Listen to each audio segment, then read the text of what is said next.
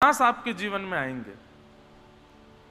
आपको दिखता है कि मेरे अंदर पाप क्या है, मैं क्रोध करता हूं, मैं दूषित खाता हूं, मैं किसी को भी गलत बोल देता हूं, उसके मुंह पर बुरा बोल देता हूं, उसको बुरा लग जाता, बाद में रिग्रेट होता है हम लोगों को।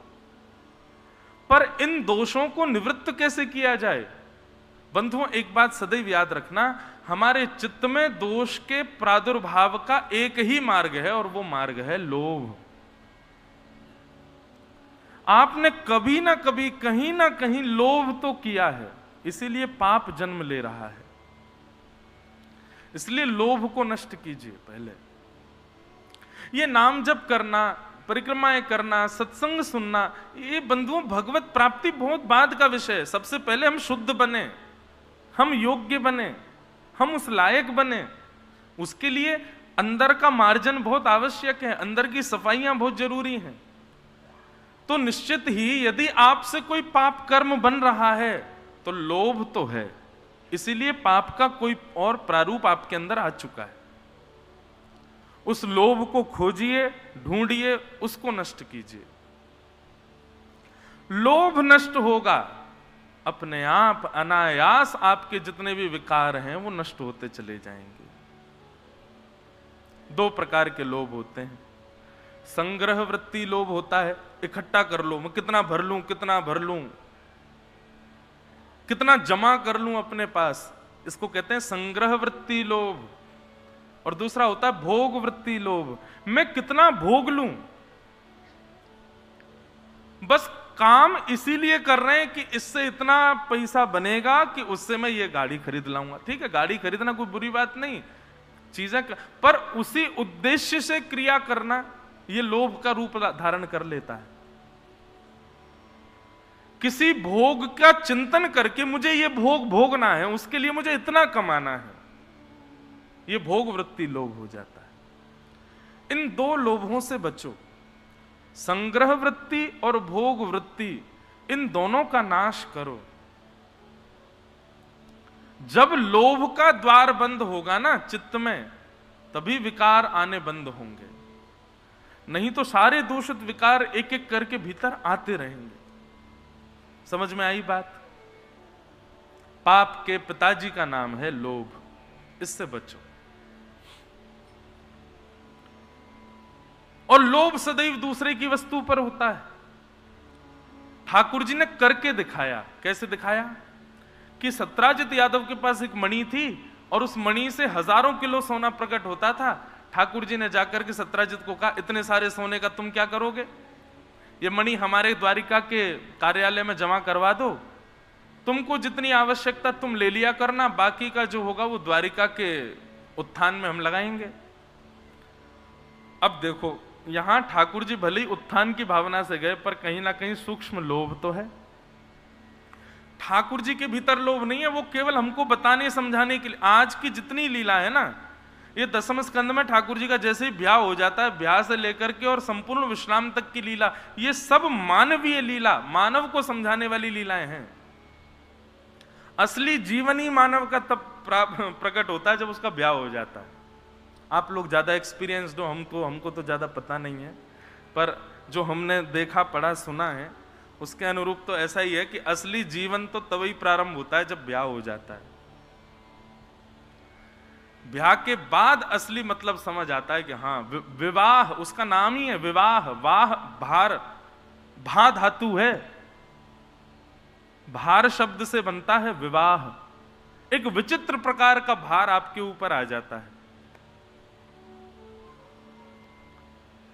असली संसार, असली जिसके बारे में बार बार कथाओं में कहा जाता है, असली संसार, असली आसक्ति, असली ममत्व, वो तो विवाह के बाद ही पता चलता है। तो अब ठाकुर जी का विवाह हो गया है, तो विवाह के बाद का जीवन बिल्कुल ठाकुर जी ऐसे जी रहे हैं जैसे हम लोग जीते हैं। तो ठाकुर जी ने सबसे पहले बताया कि लोभ से बचिएगा, और स्वयं करके दिखाया। ठाकुर जी ने एक सूक्ष्म लोभ प्रकट कर दिया सत्राजित के मणि के प्रति। सत्राजित ने देने से मना कर दिया, बोले मैं मणि नहीं दूंगा, मेरी मणि है। भगवान ने कहा जैसी तुम्हारी इच्छा। अब अनायास ही ऐसी एक लीला घटी कि सत्राजित का भाई मणि पहन करके गया था और 10 दिन हो गए वो लौट करके नहीं आया। तो सत्राजित ने मन में संशय प्रकट करते हुए इल्जाम ठाकुर जी पे लगा दिया। बोले भगवान मुझसे मणि मांग रहे थे द्वारिकाधीश, मैंने देने से मना कर दिया, तो इन्होंने मेरे भाई को बंदी बना करके मणि को अपने पास रख लिया है।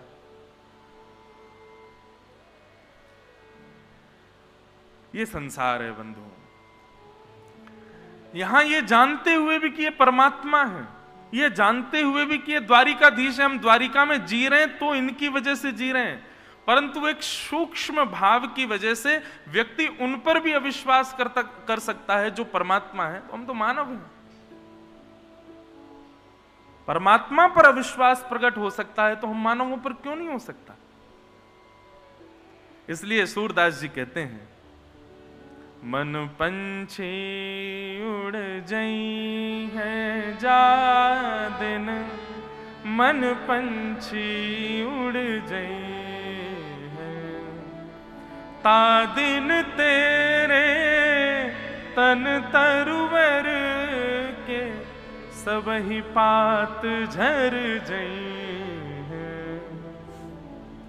बिन गोपाल को नहीं अपनो जासों की रति रही है, जा प्रियतम सो प्रीत घनेरी, सो देख डर जई है।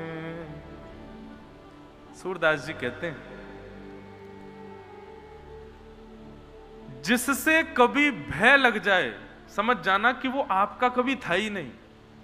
बहुत ध्यान से सुनिएगा, जिससे कभी भी भय उत्पन्न आपको दिखाई देने लगे, किसी से भय की आशंका लगने लगे, समझ जाना कि वो आपका कभी था नहीं। संकोच अलग बात है, संकोच विलग वस्तु है। यदि किसी के प्रति निवृत्त हो प्रकट हो चुका है तो सूरदास जी कहते हैं ये बात विश्वास मान लीजिएगा कि वो आपका था ही नहीं। और संसार में हर संबंधी ऐसा है, उससे भय तो लगता है। सूरदास जी कहते हैं, जा प्रियतमसों प्रीति घनेरी, सो देख डर जई हैं।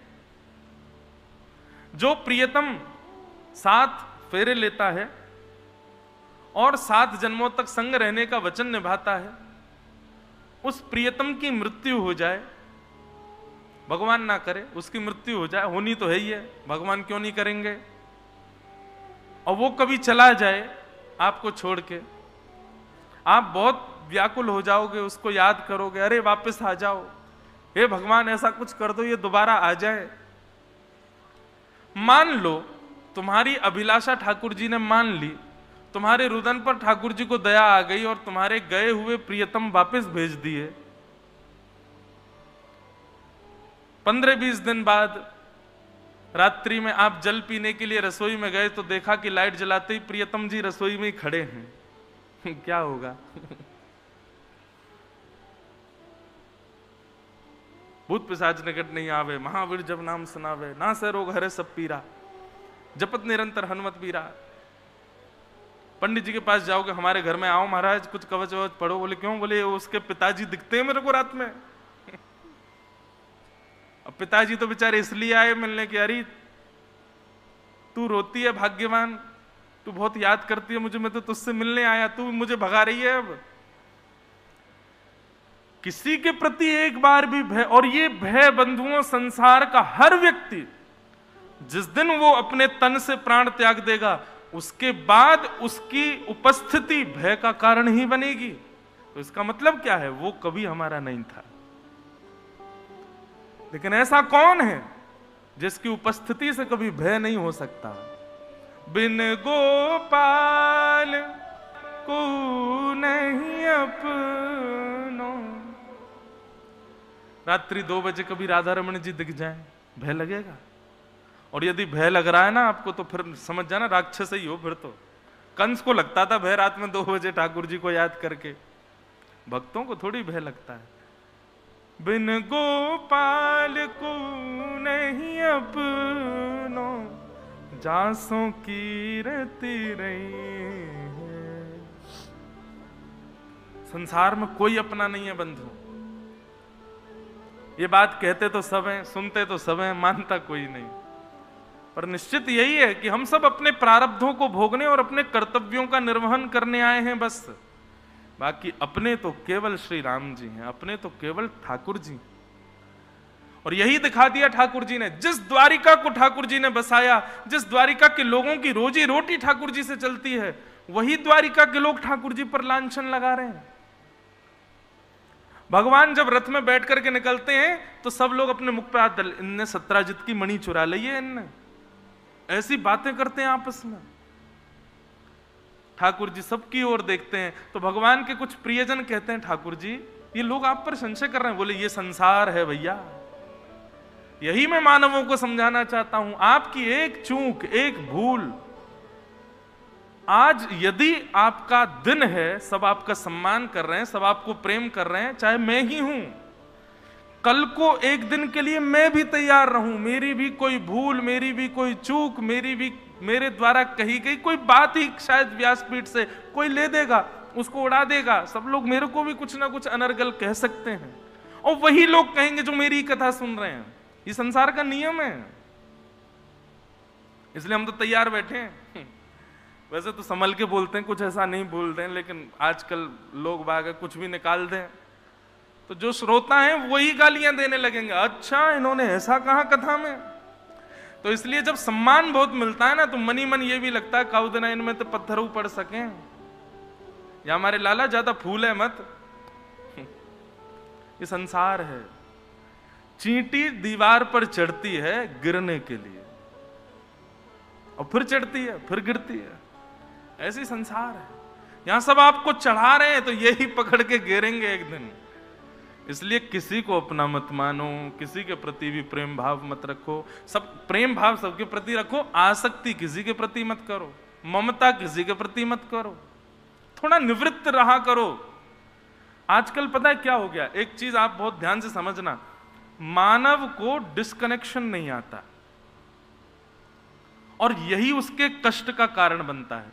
वो एक बार किसी से कनेक्ट हो गया तो वो फिर वो कनेक्शन उसको कांस्टेंट चाहिए, और यही संसार में दुख का, टेंशन का, डिप्रेशन का, आसक्ति, अविलग होने के कारण प्रत्यक्ष प्रकट विवाह का वर्णन भागवत में नहीं है। पर हमारे वृंदावन के कई लीलाओं में, गर्ग संहिता आदि ग्रंथों में ठाकुर जी का विवाह हुआ।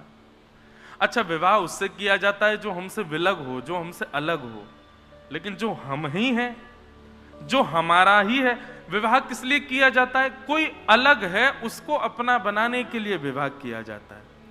पर जो हमारो ही है, जो नित्य हमारा है, उसके लिए विवाह की आवश्यकता नहीं। इसलिए भागवत में प्रकट विवाह नहीं है, पर हमारे वृंदावन की रीति में तो किशोरी जी का विवाह ठाकुर जी से होता है, नित्य होता है। पर तत्व रूप में लक्ष्मी और नारायण दोनों विलग हैं, इसीलिए लक्ष्मी रुक्मणी जी के रूप में और नारायण श्री कृष्ण के रूप में पधारे और दोनों का विवाह हुआ। भगवान का विवाह लक्ष्मी जी के साथ में सुसंपन्न हुआ। बंधुओं, लक्ष्मी सदा, इस बात का यह भी एक प्रमाण है कि लक्ष्मी सदा श्री कृष्ण की हैं। वे अन्यत्र किसी को स्वीकार नहीं करती, अन्यत्र कभी किसी का वर्ण नहीं करती हैं। इसलिए लक्ष्मी को कभी भी अपनी दासी या फिर अपने उपभोक्ता के रूप में लक्ष्मी जी का उपयोग कभी मत कीजिएगा। लक्ष्मी जी के प्रति सदैव दो भाव रखिए, या तो मातृभाव या पुत्री भाव। पत्नी का भाव यदि आपने लक्ष्मी के प्रति रखा तो दुर्गति होगी। पत्नी का भाव रखने का मतलब, जो लोग धन इसीलिए कमाते हैं कि हम उसका उपभोग कर सकें, हम उसका अपने लिए प्रयोग कर सकें, हम अपने लिए व्यय कर सकें, इस प्रकार लक्ष्मी को कमाने की भावना रखना, ये एक प्रकार से लक्ष्मी के प्रति पति भावना रखना और अपने नाश का कारण बनना होता है। लक्ष्मी का सदैव उपार्जन इस भाव से करना है कि वे हमारी मां हैं, मां हमारा पोषण करेंगी, इस भाव से करो, या फिर पुत्री के भाव से करो। वैसे सबसे श्रेष्ठ है पुत्री भाव रखना लक्ष्मी के प्रति। क्यों?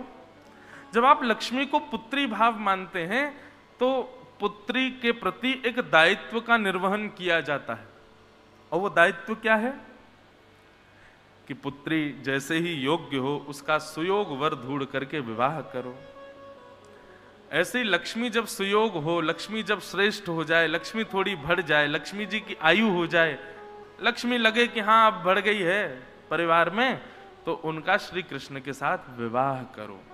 और श्री कृष्ण के साथ विवाह क्या है?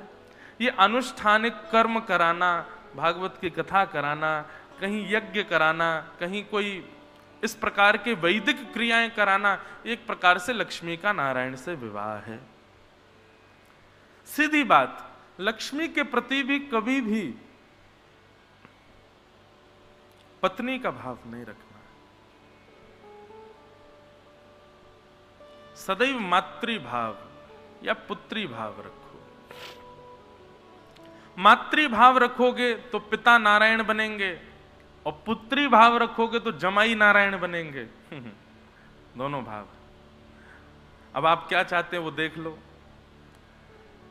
अगर लक्ष्मी को पत्नी मानोगे तो नारायण शत्रु बनेंगे। उनकी पत्नी को अपना बनाने का प्रयास करोगे तो नारायण शत्रु बनेंगे।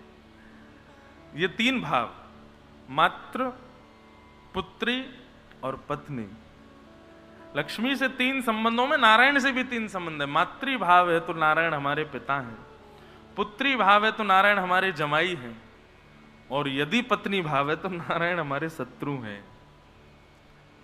इसलिए कभी भी लक्ष्मी का उपार्जन इस भाव से नहीं करना कि मैं इसका उपभोग करूंगा, मैं इसका उपयोग करूंगा, मैं इसको अपने ऐशो आराम और आदि आदि भावों में इसका व्यय करूंगा, नहीं तो नारायण शत्रु बन जाएंगे। और हम सदा कथा में कहते रहते हैं, ऐसी कोई क्रिया मत करो जिससे ठाकुर जी आपसे नाराज हों, आपके शत्रु बने। उसमें सर्वप्रथम भाव यही है, लक्ष्मी को कभी भी पत्नी मत मानो, वे मां है। भगवान का विवाह रुक्मणी जी के साथ में हुआ। तत्पश्चात सत्राजित यादव के पास एक मणि थी जिसका नाम था सिमंतक मणि। हम विषय थोड़ा सूक्ष्म ही कहेंगे, आप लोग बस समझ लीजिएगा, सूची मात्र कहेंगे। उसके पास एक सिमंतक मणि थी। वो मणि हजारों किलो सोना रोज देती थी। ठाकुर जी ने हम आप सब लोगों को दिखाने के लिए, बताने के लिए कि अन्यत्र किसी की वस्तु पर यदि आपका भाव जाता है तो वो लोभ कहलाता है, और यदि एक बार भी लोभ आपके जीवन में जागृत हो गया तो निश्चित है बाकी के सारे पाप अनायास